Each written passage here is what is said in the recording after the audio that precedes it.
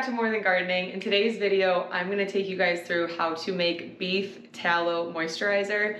I made it for the first time this past week. It was a super easy process and I love the final product. I have been using it on my hands, on my face, on my legs.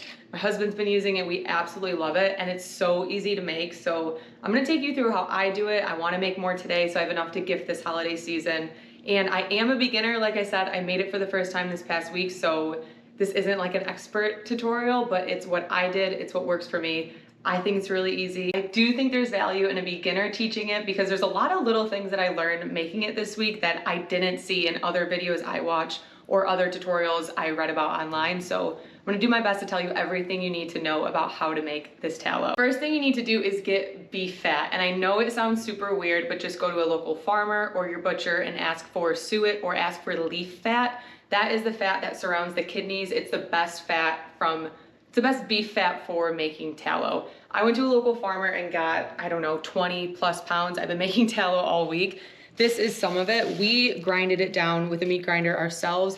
If you can, when you do get it, ask them to grind it for you. The smaller the pieces are, the more tallow you're gonna yield and the faster the rendering is gonna go down. But if you don't have access to a meat grinder, just cut it up into small pieces and you'll be good.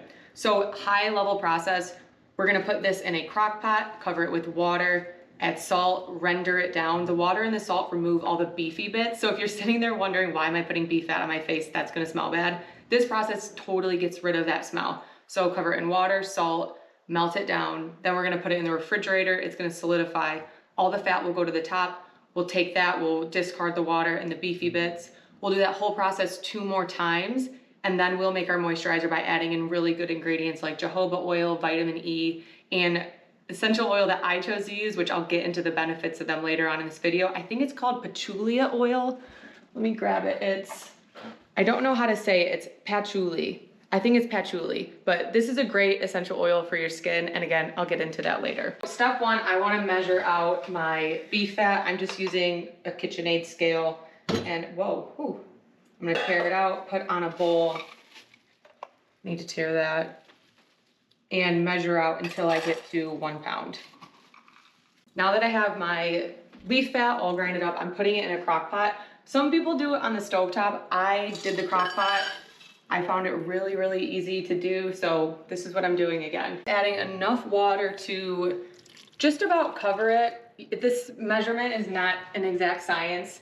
Don't get tripped up about if you added enough water or not enough water. As long as you have water in there, you're gonna be okay. So I'm just gonna go to about there. They're starting to float. I'll add a little bit more for good measure.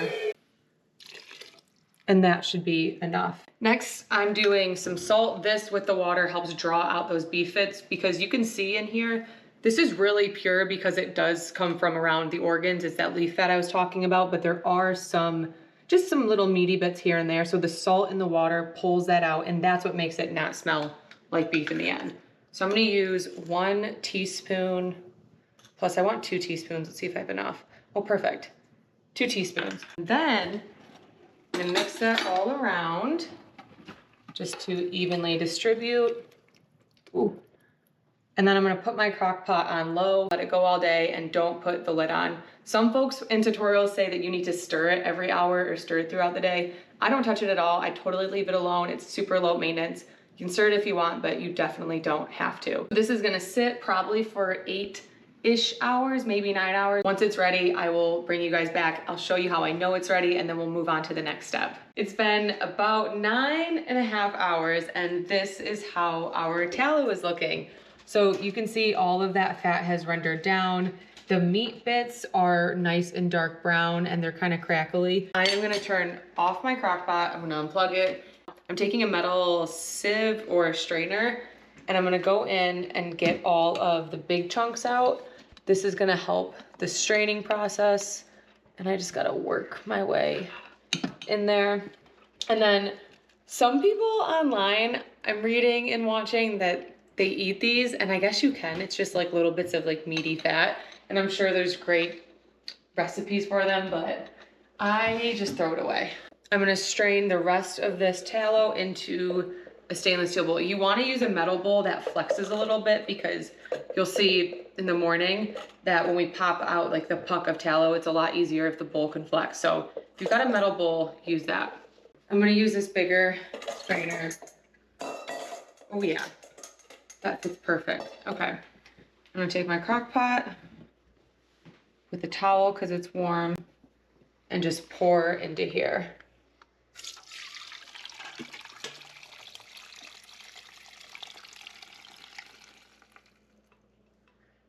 Lovely.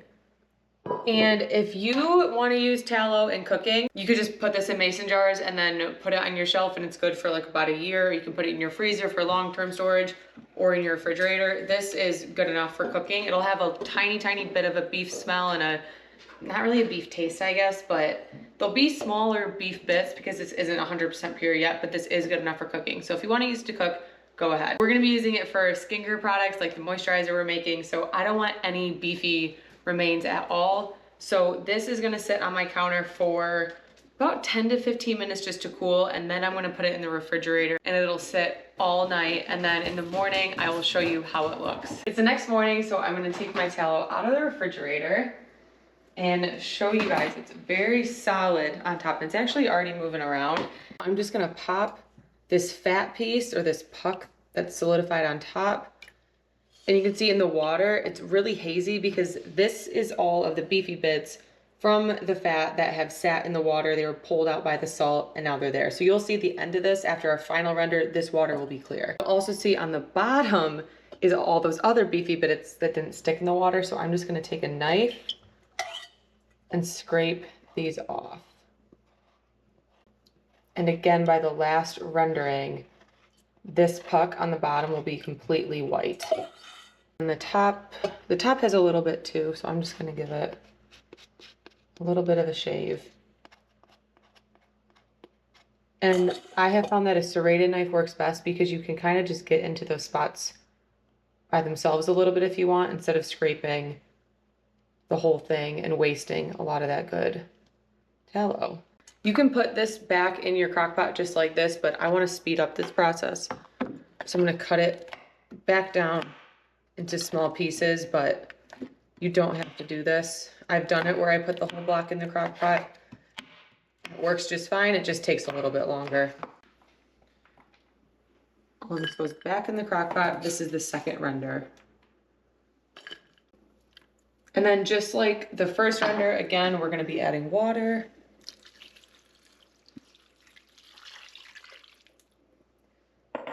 I'm going in with 2 pints.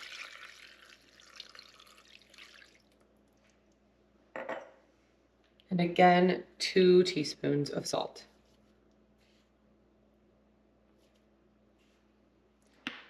Gonna give that a mix again. My spoon just to get it going. And then the crock pot just goes on low, and don't put the lid on it. I think I briefly mentioned it in yesterday's render or the first render in this video, but you don't want the lid on because this really needs to go low and slow. You don't want to burn the tallow or burn your beef fat. And if the lid is on, it might just get too hot in there. So make sure the lid is off. And a lot of people say that it's going to smell bad if you keep the lid off and if you just do this in general. I have never had an issue with the smell. I think it's because the fat is so pure. It's that leaf fat, like I was saying, around the kidneys.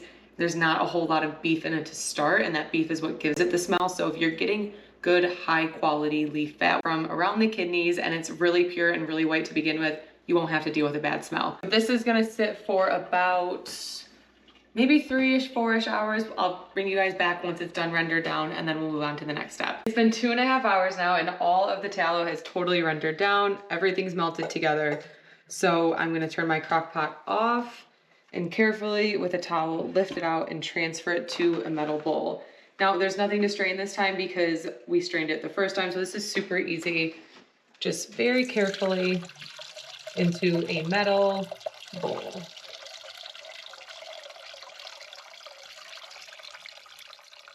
This is just gonna sit on the counter for like 5, 10, 15 minutes just to cool a little bit. And then I'm gonna put it back in the refrigerator, and then all that fat will solidify on the top, and we will repeat all the steps we just did where we remove it, scrape the bottom, and render it down again. It's been 3 hours and my tallow is ready. So I'm gonna pull it out of the refrigerator, and I know it's ready and nice and hard because if I push into it with my finger, I can't indent it. If you push down and you see the shape of your finger come back and it feels soft, let it sit a little longer. But this is ready to go. So I'm just gonna flex this bowl. It's kind of breaking a little bit, but that's okay. And I'm gonna push out. It's breaking a little, but that's fine. Push out my pieces, and you can already see, remember that first one, how there was brown little bits on the bottom, and now this one looks so much cleaner already. And this one too. And this one. And wow, look at this water. Look how much clearer this is. Remember last time, after only the first render, it was really like browny and hazy and gross, and now it's nice and clear. That means, honestly, there's not much beef bit at all left in here. This would probably be good enough to start making moisturizer out of, but I want to do one more render just to be completely safe. So I'm going to add 2 pints of water, 2 teaspoons of salt. Mix it all up. And then this is going on low. Again, no lid. It'll sit on low for probably about 3 hours, but we'll check back in once this is all rendered down. Everything is melted down. It's been about 2 hours, so you know the drill by now. Turning my crock pot off, using a towel to pop this out, and it is going in that same metal bowl and then into the refrigerator to solidify. When this one comes out, it's going to be a nice, clean, white puck of tallow that we will use to make our moisturizer. So I'm going to pop this in the fridge and then I will come back. In a few hours, it's solid. So just like the last couple times, I'm going to pop this out. I'm going to flex this bowl a little bit to get it out. Oh, it's kind of breaking a little bit. That's okay. Okay. Still a little soft, but that's fine. It smells like nothing. It's totally clean on the bottom. So this is going into my crock pot. Take a look at this water that I'm getting this tallow out of. Remember the first time it was super, super dirty and hazy. The second time it looked pretty good. Now this is perfectly clear. That means there is no beef bits, no nothing left in this tallow. It smells like nothing. And it is totally pure and ready to turn into moisturizer. This time, because this is just the pure good tallow and we're not rendering it anymore, we're done, it's clean. We're just gonna heat it up for a little bit on low again. I'm gonna let this go and wait till it's totally melted down and then we'll come back. All that tallow is totally melted down now. So I'm gonna turn my crock pot off, I'm gonna unplug it because I'm done. And this is where the making the moisturizer actually starts. So I'm going to measure out a cup into here. So 1 cup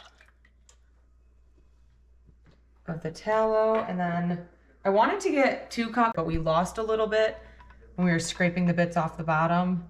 So let's just see what we have and then work from there. Oh, you know what? Perfect. Yay.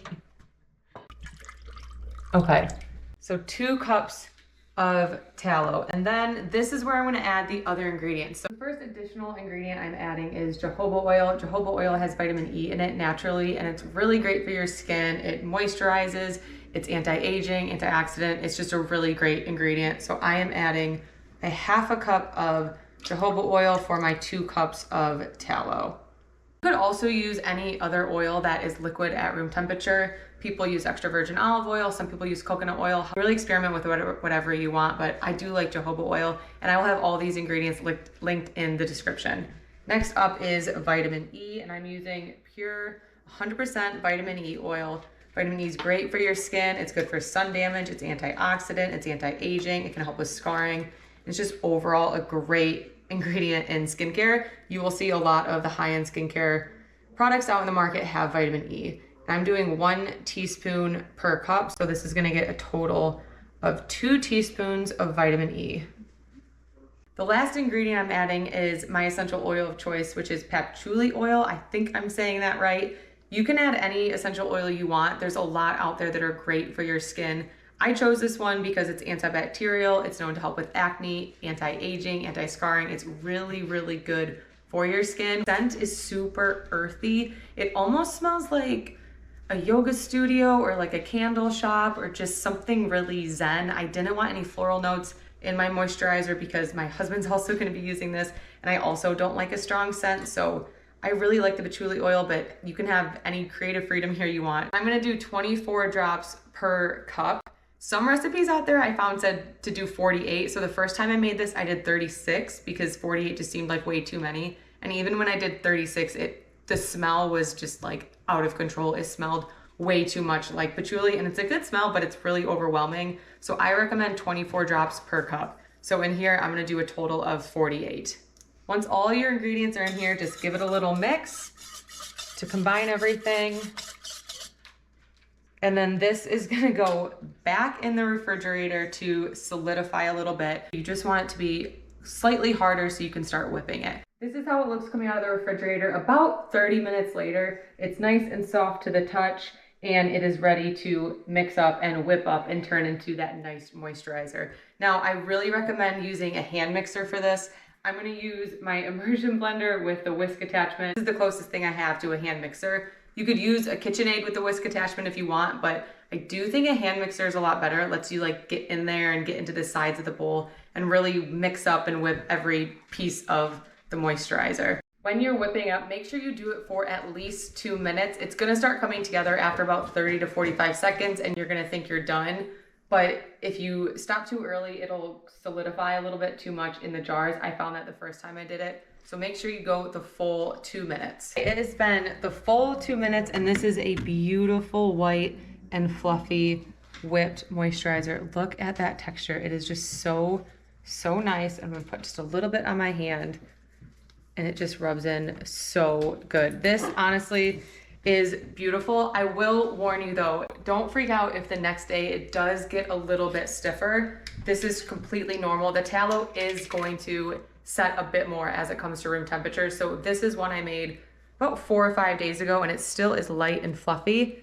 You can see that, and it's easy to rub in, just like this one, but it is a touch stiffer. If you do want it to be even thinner, like if it does sit and you're like, this is a little hard to use, you can add more oil to it and then re-whip it. But I really think that this consistency in the recipe I'll leave below is perfect for moisturizer. Now I'm gonna take these little 2-ounce jars I got. I will link these in the description. I think these are so cute. They have that amber color, so they're gonna protect the tallow from the light. Tallow is a little bit sensitive to the light, so using those 4-ounce jars that I used earlier probably isn't like the best, but then again, it's just going in my medicine cabinet, so I'm not too worried about it. But this being a 4-ounce jar, I think it's gonna take us forever to get through. So I think I'm gonna like the 2 ounces a little bit better. So I'm just going to take my spatula and just load these up.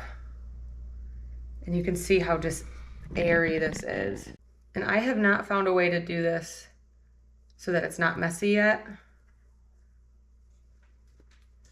but this works. I just filled all of my jars and I ended up with 11. Did the math on all of the ingredients and included the packaging as well. And I made all 11 jars for $21.30 or $1.94 a jar. I don't know what moisturizer you use today, but I buy one that's about $20 to $25 for a 2-ounce jar. So to get this for $1.94 is really, really good. And the added benefit, of course, is that it's all natural and it's way better for you than anything store-bought. As you've seen from this video, it's definitely not a hard process, but it is a long one. It took a lot of time to do each render. Pretty repetitive process, but it is super, super easy. So I hope you guys try it. If you have any questions, leave them in the comments. If you enjoyed the video, make sure to leave a like. Subscribe to my channel for more content. Follow me on Instagram at More Than Gardening, TikTok at More Than Gardening. And thank you so much for watching. I'll see you in the next one.